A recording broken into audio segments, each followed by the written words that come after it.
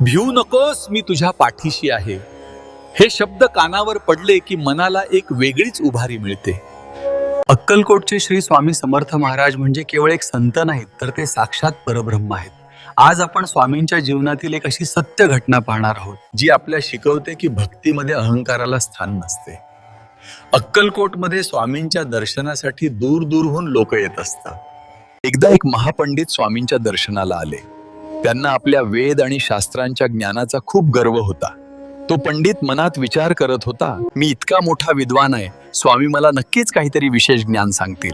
तो जेव्हा स्वामींसमोर गेला तेव्हा स्वामी एका झाडाखाली शांत बसले होते. पंडिताने नमस्कार केला, पण त्याच्या डोळ्यात आदरापेक्षा स्वतःच्या ज्ञानाचा अभिमान जास्त होता. स्वामींनी त्या पंडिताकडे पाहिले आणि अचानक एका साध्या माळ्याला जवळ बोलावले. स्वामींनी त्या माळ्याच्या डोक्यावर हात ठेवला आणि त्याला विचारले, अरे या पंडिताला वेदांताचा अर्थ सांग बरं. ज्या माळ्याला साधे अक्षर ओळखता येत नव्हते, तो माळ्याने अस्खलित संस्कृतमध्ये वेदांचे गूढ अर्थ सांगायला सुरुवात केली. ते पाहून तो महापंडित थक्क झाला. त्याचे सर्व ज्ञान स्वामींच्या एका कृपेपुढे फिके पडले. स्वामी त्या पंडिताला म्हणाले, अरे पोथ्या वाचून पंडित होता येते, पण जोपर्यंत मनातला मीपणा जात नाही तोपर्यंत ईश्वराची भेट होत नाही.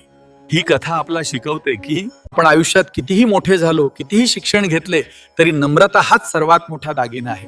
जेव्हा आपण आपले सर्वस्व स्वामींच्या चरणी अर्पण करतो तेव्हाच ते आपली जबाबदारी घेतात. जर तुमच्या आयुष्यात संकटे येत असतील तर घाबरू नका, फक्त स्वामींवर विश्वास ठेवा. स्वामी म्हणतात त्याप्रमाणे तुम्ही कर्मात प्रामाणिक राहा, फळाची चिंता त्यांच्यावर सोडा. श्री स्वामी समर्थ. जय जय स्वामी समर्थ.